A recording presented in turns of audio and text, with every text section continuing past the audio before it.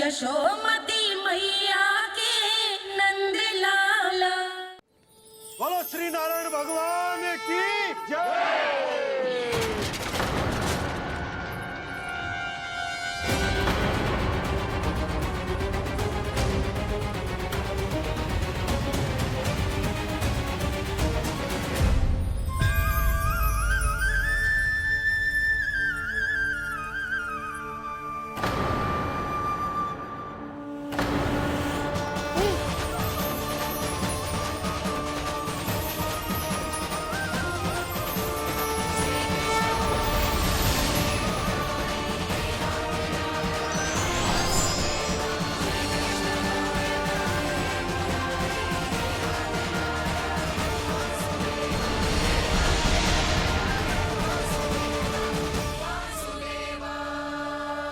प्रभु,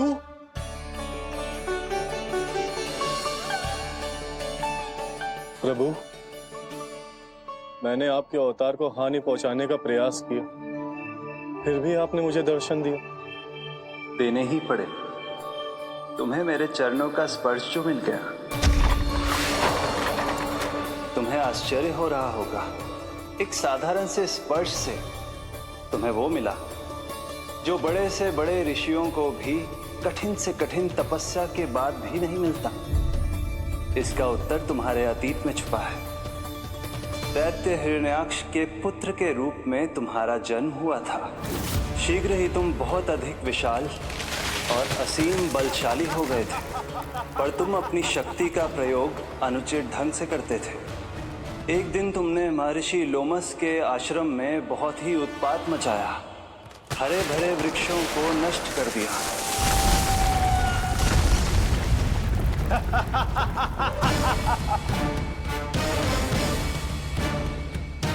देख क्या रहे हो ऋषिवर? ये विशाल वृक्ष भी मेरे इस विराट तन के आगे कुछ भी नहीं है। जिसे स्वयं अर्जित तक नहीं किया, उस तन पर इतना अभिमान। तो सुन ले, जिनसे तेरा तन बना है, उन्हीं पंच तत्वों में इसी क्षण ये विलीन हो जाएगा। ये मेरा श्राप है तुझे, मेरा श्राप है तुझे।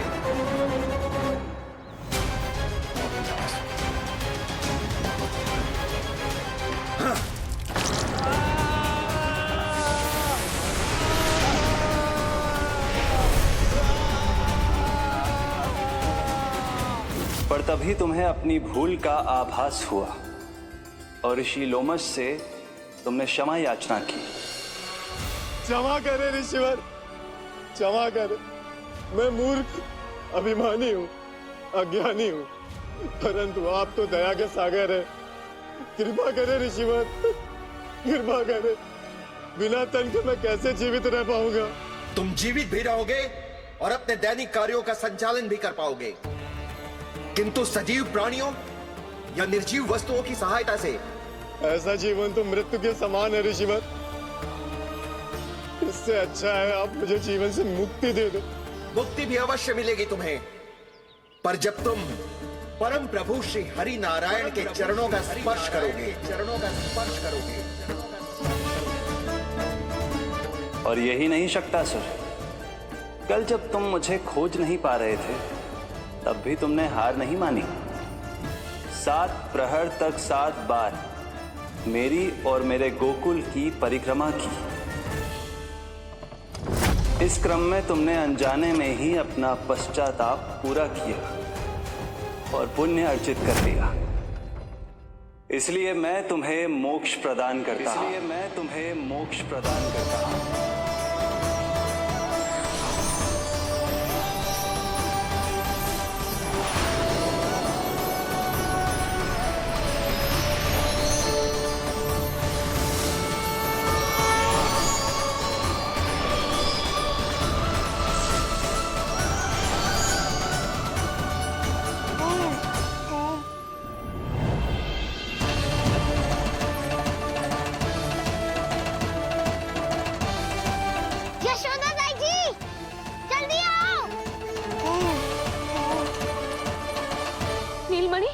मेरा लल्ला। लल्ला, तुझे कुछ हुआ तो ना है ना? तुम ठीक तो है ना? मेरा नीलमणि, मेरा प्यारा बच्चा।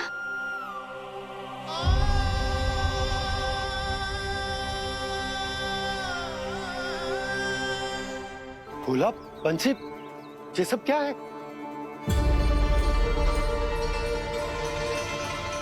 उज्जवल, ये किसने करो है? और देख, कहानी मत सुनाइयो। उज्जवल पुत्र, कैसे हुआ ये सब? किसने किया? और किसने? महाबली नीलमणि ने बड़ी ताई जी।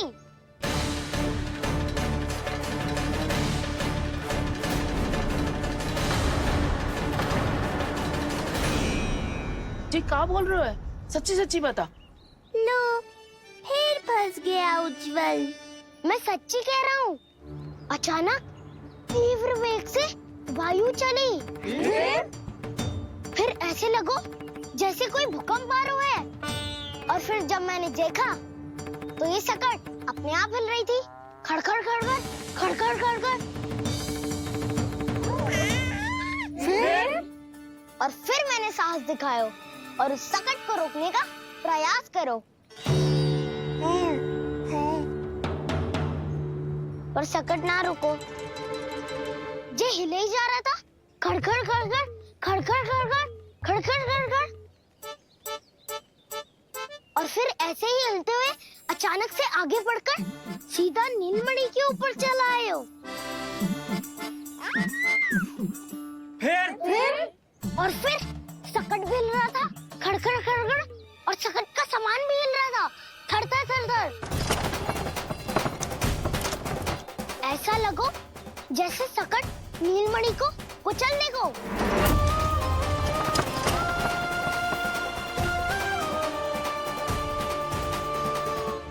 पर तभी जे जाग गए हो। इसने खींचकर अपने पाँव का प्रहार करो और चीख गया सकट आकाश पे।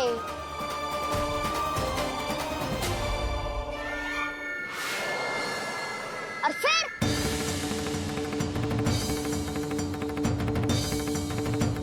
धड़ाम, सब भूमि पे गिरकर चकनाचूर।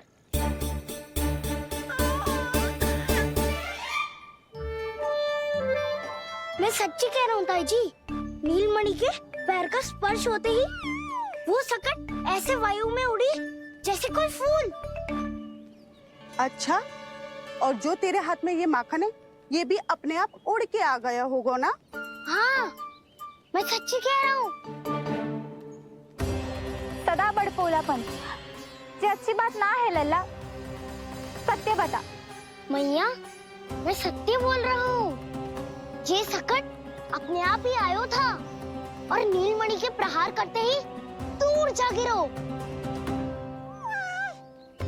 अरे, ये बड़बोले से पूछने से अच्छा है कि हमें स्वयं विचार करना चाहिए कि ये सकट टूटा कैसे। हाँ नंदराज, हाँ, हम भी आरती के लिए भीतर चले गए थे। हाँ।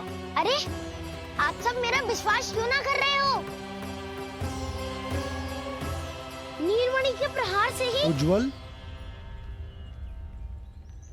सकट बहुत पुराना था, भैया ढीला होकर खुल गया होगा। यशोदा, अनेक कारण हो सकते हैं, चिंता करने की कोई आवश्यकता ना है। मैं चिंता क्यों करने लगी भला? मेरे नीलमणि के गले में रक्षा वाला कंठक पहले से ही है। और हम ये सब पूजा पाठ इतने विधि विधान से इसी के लिए तो कर रहे हैं, है ना पंडित जी? हाँ रानी जी। तो बस फिर मेरे लल्ला को कछु क्यों होने लगो?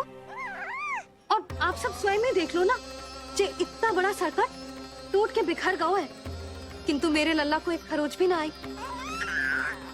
इसका अर्थ तो यही है ना कि हम जो भी कर रहे हैं सही कर रहे हैं। मुझे चिंता करने की कछु आवश्यकता ही ना है। चलो सब भीतर चलते हैं। हाँ हाँ, लल्ला को भूख भी लगी आई होगी। चल।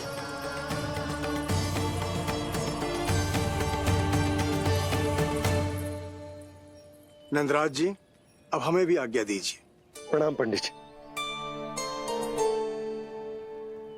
ध्यान कहाँ था तुम दोनों का? और अधिक सावधान रहने की आवश्यकता थी ना? क्षमा कीजिए नंदराज।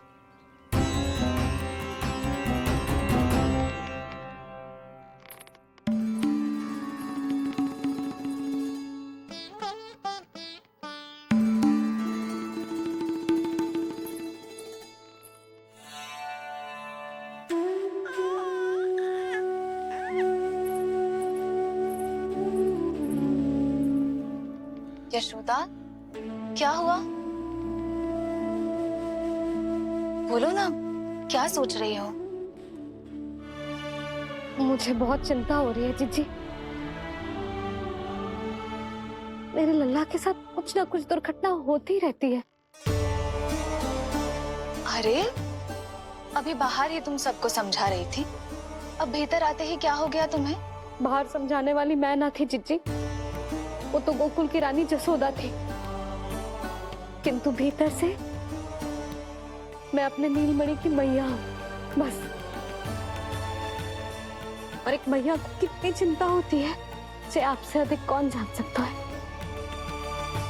बहुत बड़ा धक्का लगा है मैया को इस घटना से।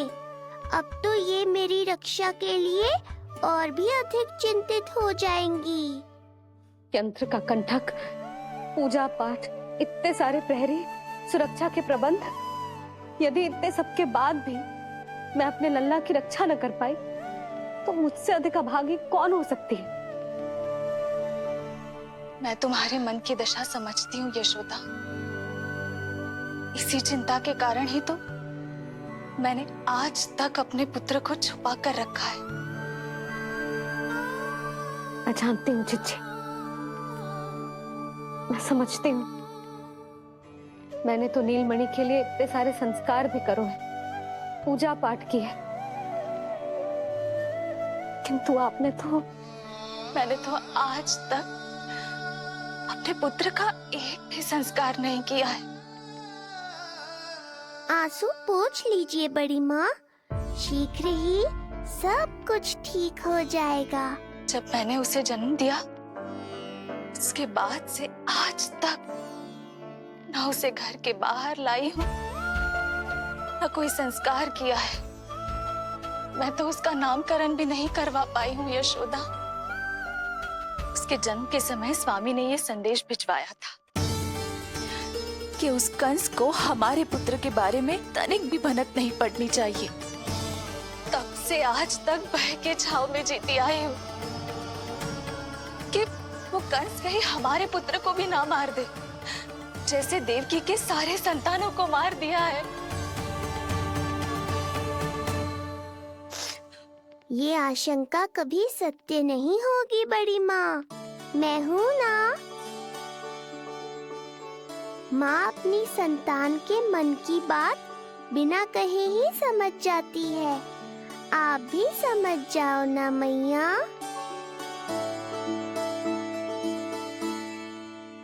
जीजी, हमें रोना ना चाहिए। हमें देख के लल्ला भी रो रहा है। मैया, आपकी सहायता की आवश्यकता है मुझे ऐसे क्यों लग रहा है जैसे लल्ला मुझसे कुछ कहना चाह रहा है। दाऊ को हम सबसे दूर कब तक रखेंगे बड़ी माँ? ये सोच रहे होगा कि अब तक आपने इसके दाऊ को छुपा के क्यों रखो है। मैं उनसे मिलना चाहता हूँ मैया। चिच्ची, कितना मन करता होगा ना इसका अपने दाऊ से मिलने का। और आपके लल्ला का भी तो मन करता होगा ना कि अपने छोटे भाई को मिले।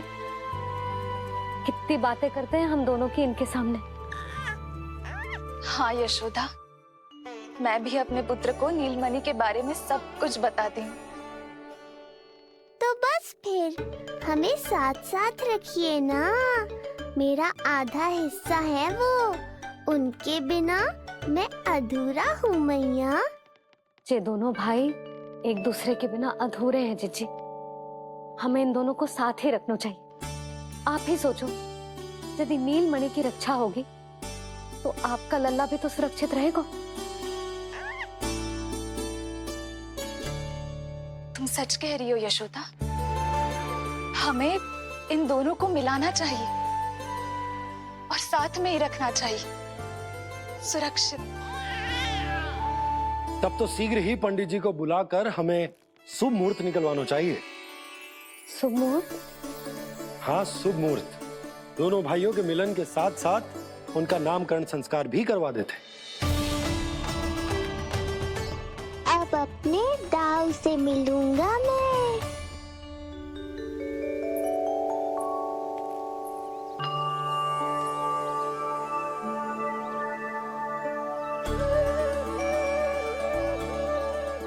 ऋषिवर की दिव्य आभा के कारण ये वातावरण कितना शुद्ध, कितना पवित्र लग रहा है ना।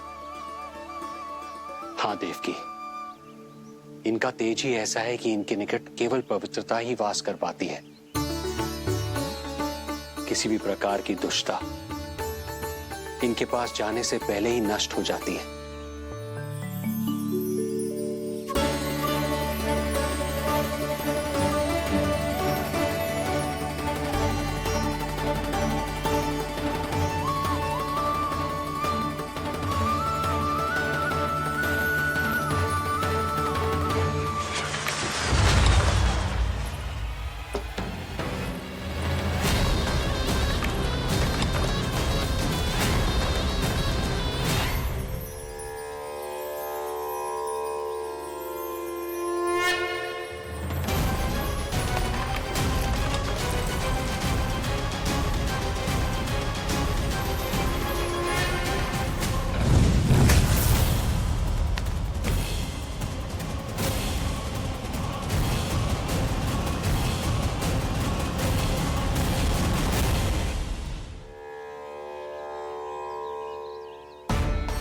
इनका तेज ही ऐसा है कि इनके निकट केवल पवित्रता ही वास कर पाती है।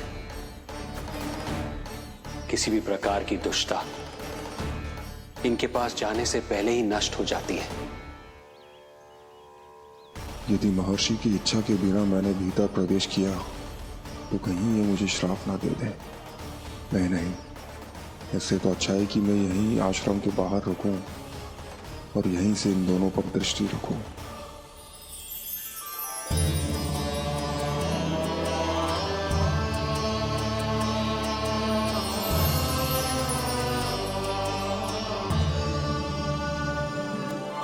आपके आने का आभास हो गया था राजन। गुरुदेव, जो संतानें हमने खो दी है उनका श्राद्ध करवाने की विनती लेकर हम आपके पास आए हैं। आपका आना व्यर्थ नहीं जाएगा राजन, परंतु मुझे आभास हो रहा है श्राद्ध कर्म इस भेंट का एकमात्र कारण नहीं है।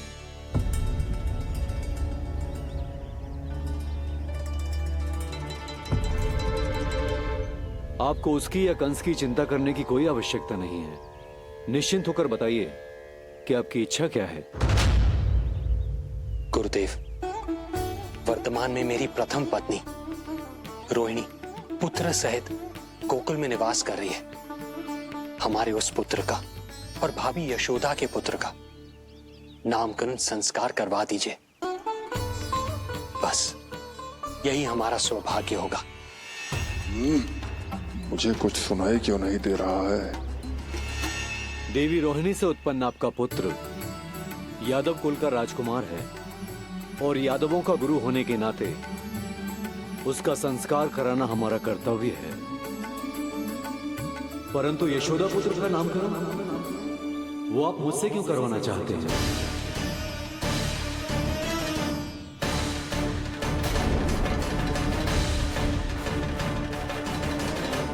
गुरुदेव, सत्य ये है कि रुक क्यों गई रानी देवकी? आपके मन में जो कुछ है कहिए। ये कैसी दुविधा में फंस गया मैं। यदि मैंने गुरुदेव को यशोदा पुत्र का सत्य बताया तो कंस को भी पता चल जाएगा, और यदि नहीं बताया तो कहीं ऐसा ना हो कि ऋषिवर ही बुरा मान जाए। लगता है आप दोनों की दुविधा मेरे अनुमान से भी बहुत बड़ी है। अपनी या अपने पुत्र की कुंडली लाए हैं राजन? जी गुरुदेव, अपनी कुंडली है मेरे पास। देवकी,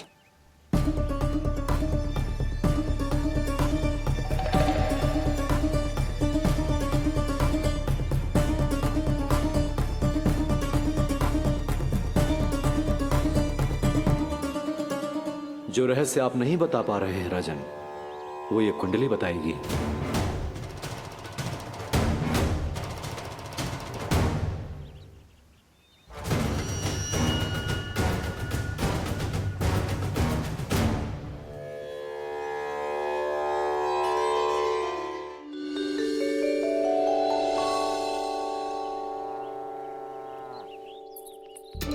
लल्ला बता कैसी है जगदा? मैया को हो क्या गया है आज? देख सही सही बताइयो।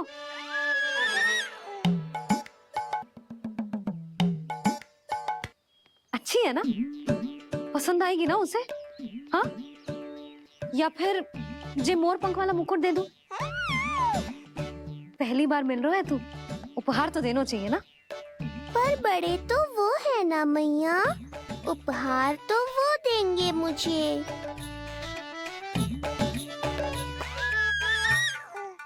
ना ना, मोर पंख वाला मुकुट तो मेरे लल्ला का है ना, जे ना दे सकते। तेरे जैसा कोई कंठा क्या चांदी वाला कड़ा दे दूं? हाँ? इस मिलन के लिए मुझसे अधिक उतावली तो मैया है।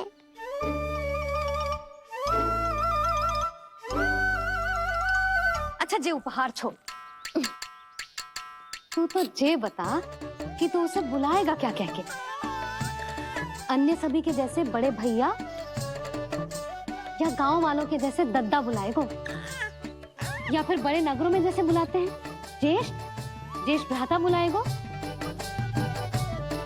या फिर प्रेम से बुलाएगो दाऊ दाऊ बुलाएगो ना?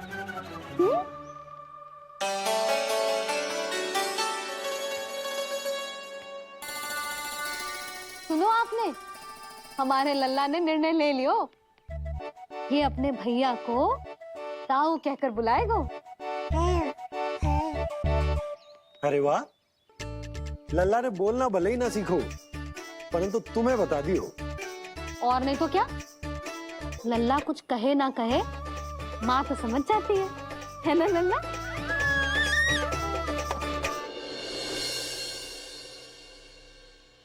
और इसने दाऊ वाली बात पे हाँ भी की है। हाँ हाँ हाँ तो सदानंद जी ने भी कर दी है। लो मैं तो भूल ही गई, क्या कही पंडित जी ने? बता तो ना यशोदा, बाहर से आया हूँ, हाथ पैर तो धो लूं। हाँ ये लो। अब बताओ कब का मुहूर्त निकालो है? तनिक हाथ मुंह पोंछ लो।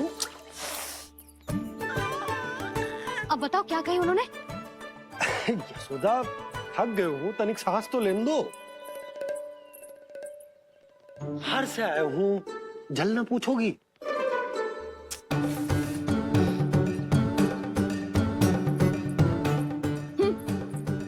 अब बता दो जी।